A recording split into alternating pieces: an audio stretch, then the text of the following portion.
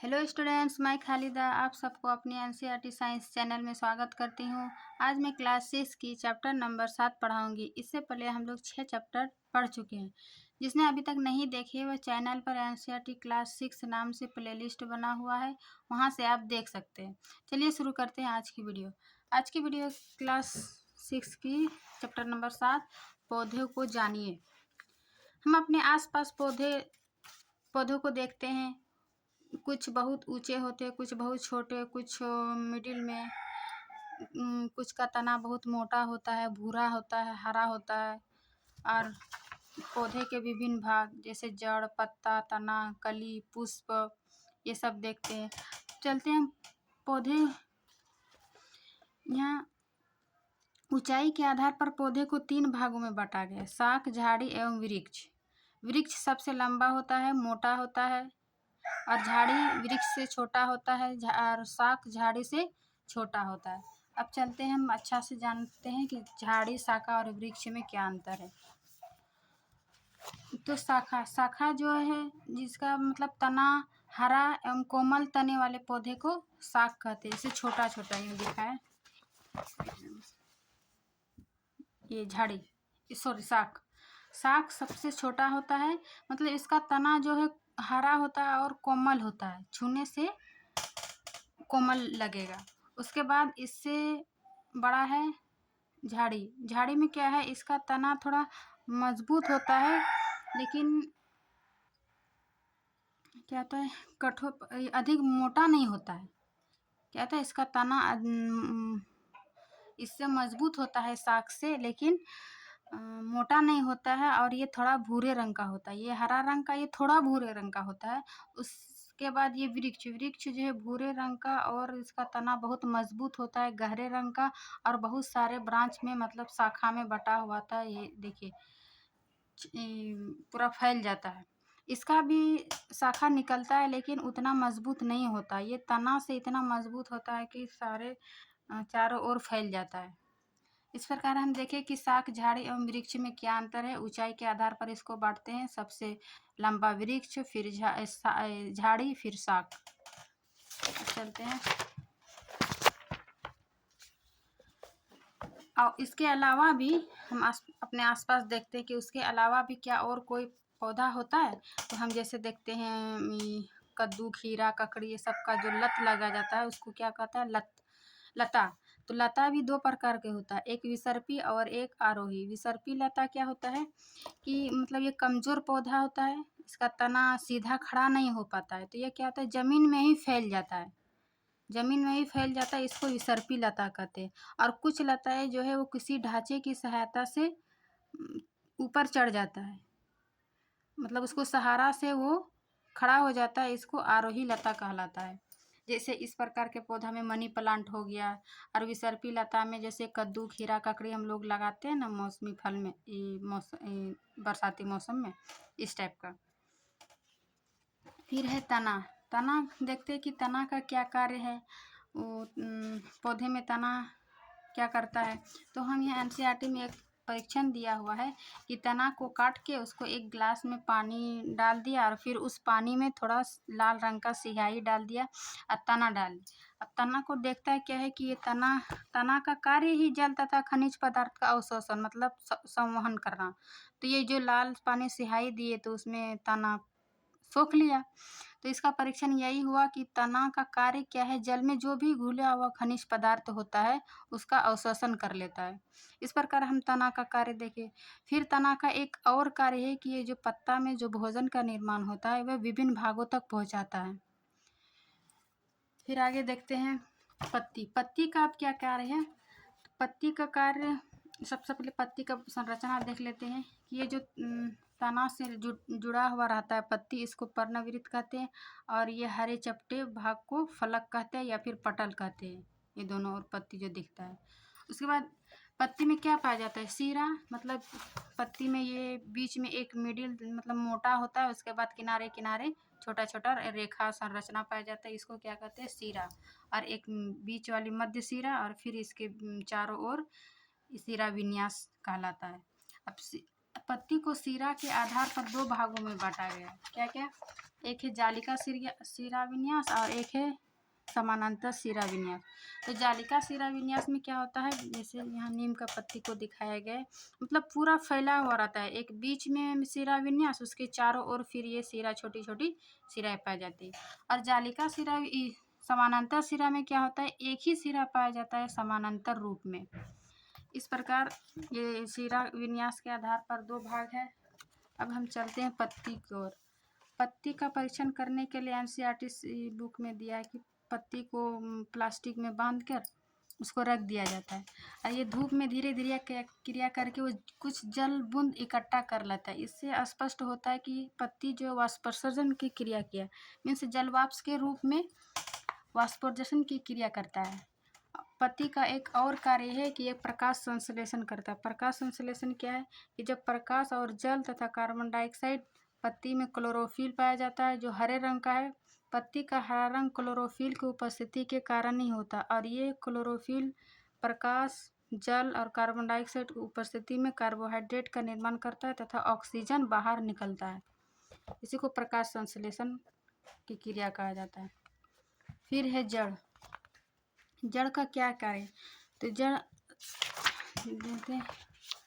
सबसे पहले जड़ क्या है, पौधे को मिट्टी से मजबूत बनाए रखता है, मीन्स पौधे को पकड़ के रखता है मिट्टी में, मीन्स मजबूत से जमाए रखता है। फिर इसका दूसरा कार्य है कि जड़ मिट्टी से जल का अवशोषण करता है और पौधे के विभिन्न भागों तक पहुंचाता है। फिर जड़ को भी दो भागों में बांटा गया, क्या क्या, मूसला जड़ है और एक रेशेदार जड़। ये देखें, मूसला जड़ में क्या होता है, इसका पत्तियां शिरा विन्यास जालिका रूपी होता है, जो हम पिछले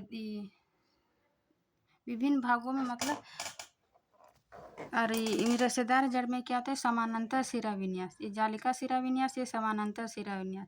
मूसला जड़ में एक मुख्य जोड़ होता है और उसके छोटी छोटी जड़ें निकलता है, जिसको क्या कहते हैं, पार्श्व जड़ें। और समानांतर में क्या होता है कि बहुत सारा जड़ निकल जाता है एक ही प्लांट से, इस प्रकार के रेशेदार जड़। तो ये जालिका शिरा विन्यास और समानांतर शिरा विन्यास जड़ को दो भागों में बांटा गया है। फिर आगे चलते हैं। अब क्या है, तना का क्या कार्य, क्या तना एक ही तरफ कार्य करता है, जड़ से पौधे मतलब विभिन्न भागों तक खनिज पदार्थ का अवशोषण? नहीं, तना का कार्य है दो तरफा, मीन्स ये जड़ से जल तथा भोजन को अवशोषित करके विभिन्न भागों तक पहुंचाता है तथा पत्ती में जो भोजन का निर्माण किया, प्रकाश संश्लेषण, वो भोजन भी तना के द्वारा विभिन्न भाग पत्तों की जड़ तक पहुंचाता है। मीन्स तना क्या है, दो तरफा कार्य करता है, एक जड़ से पत्ता तक और पत्ती से भोजन को जड़ तक पहुंचाता है, मीन्स दो तरफा काम करता है। अब हम चलते पुष्प। पुष्प में क्या है, सबसे पहले ये डंठल जो है पत्ती विहीन है, फिर ये पत्ता है, फिर ये फूल और पत्ता सहित है। पत्ते फूल में क्या क्या बचा है, पंखुड़ी और बाह्यदल। पंखुड़ी एक साथ जुड़ा हुआ भी रह सकता है या अलग अलग भी रह सकता है। चलिए इसको देखते हैं। जैसे ये घंटाकार का पुष्प, ये देखो, इसका बाह्यदल अलग अलग है, मतलब फूल से दूर में है, और एक पुष्प के यहाँ भाग देखते हैं, ये जुड़ा हुआ है, बाह्यदल और पंखुड़ी। पुष्प में दो भाग होता है, पुंकेसर और स्टिकेसर।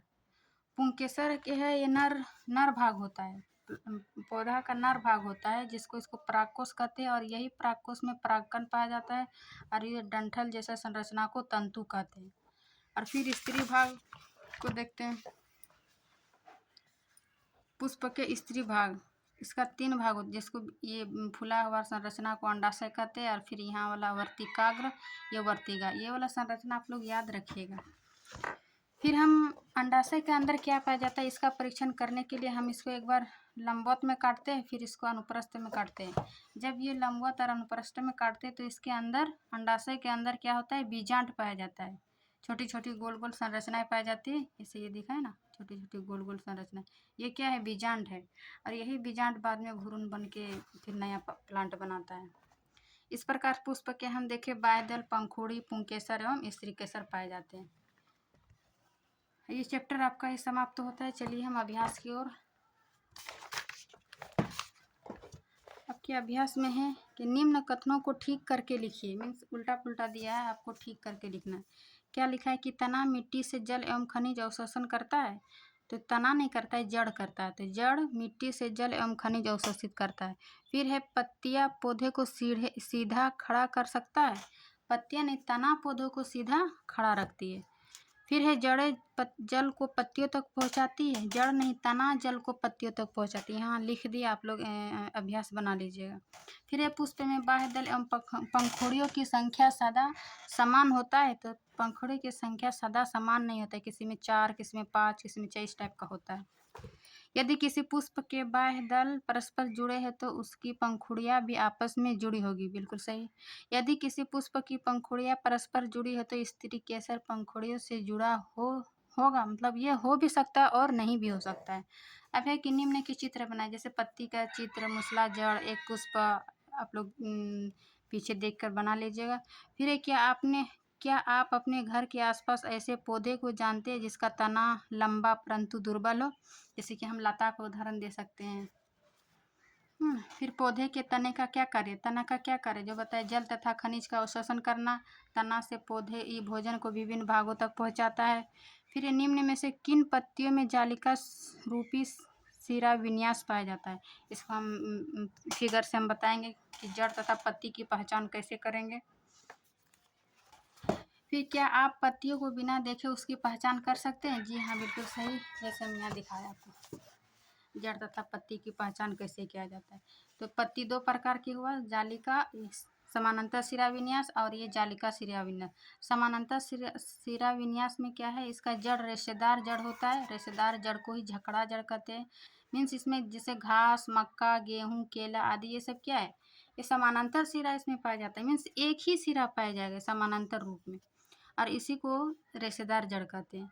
और फिर ये जालिका सिरा विन्यास, जिसमें भी जालिका सिरा विन्यास रहेगा वो मुसला जड़ होगा, जैसे चना, तुलसी आदि। ये 2 कॉन्सेप्ट याद रखें आप लोग। समानांतर सिरा में रेशेदार जड़ और जालिका सिरा विन्यास में मुसला जड़। बस यही आपको 2, 3, 4 क्वेश्चन पूछा है। निम्न कौन फूल आपने देखा है? पौधे के उस भाग का नाम लिखिए जो भोजन बनाता है। भोजन कौन बनाता है? पत्ती। पत्ती में क्या पाया जाता है? क्लोरोफिल पाया जाता है। वही अपना प्रकाश, कार्बन डाइऑक्साइड की उपस्थिति में भोजन बनाता है। इस प्रकार ये आपका अभ्यास है, आप शॉर्ट नोट बना के रख लीजिए। देखिए, पौधे क्यों जानिए। ऊंचाई के आधार पर हम बताएं शाख, झाड़ी, वृक्ष। फिर है लता, विसर्पी लता, आरोही लता है। फिर इसका ये पर्णवृत्त, फलक, पटल। फिर सिरा विन्यास, ये पत्ती में जो ये बीच वाली सिरा, मध्य, फिर उसके आगे किनारे किनारे पाया जाता है। ये क्या? सिरा विन्यास। पत्ती को रेखांकित रेखित संरचना को सिरा कहते हैं। सिरा विन्यास 2 प्रकार के, जो समानांतर सिरा विन्यास घास में, जालिका सिरा विन्यास चना में। फिर ये रंध्र, पत्तियों में छोटे छोटे छिद्र पाया जाता है जिन्हें रंध्र कहा जाता है। और ये क्या करता है? गैसों तथा वाष्पोर्जन की क्रिया करता है। जो जलवाष्प के रूप में हमें बूंद बूंद पानी दिखा, वही रंध्र की सहायता से होता है। फिर ये जड़ हम देख चुके हैं, मुसला जड़, रेशेदार जड़। फिर पौधे के विभिन्न भाग क्या है? बाह्यदल, पंखुड़ी, पुंकेसर और मिस्त्री केसर। फिर यहाँ कार्य लिख दिए। तना का कार्य क्या है? जो जल तथा खनिज पदार्थ का अवशोषण करना। फिर पत्ती का कार्य वाष्पोर्जन की क्रिया करना, प्रकाश संश्लेषण की क्रिया करना। प्रकाश संश्लेषण क्या है? प्रकाश यानी सूर्य की उपस्थिति प्लस जल, जल का ये सूत्र है H2O। फिर कार्बन डाइऑक्साइड का सूत्र है CO2। एक पत्ती में जो क्लोरोफिल पाया जाता है उसकी उपस्थिति में क्या बनाता है? कार्बोहाइड्रेट का निर्माण, मीन्स भोजन का निर्माण प्लस ऑक्सीजन निकलता है। फिर ये जड़ का कार्य है। जड़ पौधे को मिट्टी को मजबूत बनाए रखता है। जड़ मिट्टी से जल का अवशोषण करती है। फिर इसका हम पहचान किए, जड़ तथा पत्ती में कैसे पहचान करेंगे। इस प्रकार ये आज का वीडियो आपका समाप्त हुआ। वीडियो अच्छी लगी तो लाइक एंड सब्सक्राइब ज़रूर करें, ताकि आगे आने वाले वीडियो आपके लिए बहुत महत्वपूर्ण होंगे। आगे हम इसी टाइप का वीडियो बनाते रहेंगे। और हाँ, आप लोग नोट्स ज़रूर बना के रखिएगा, ताकि आपको कम टाइम में आप बेहतर रिविज़न कर सकें। Thank you.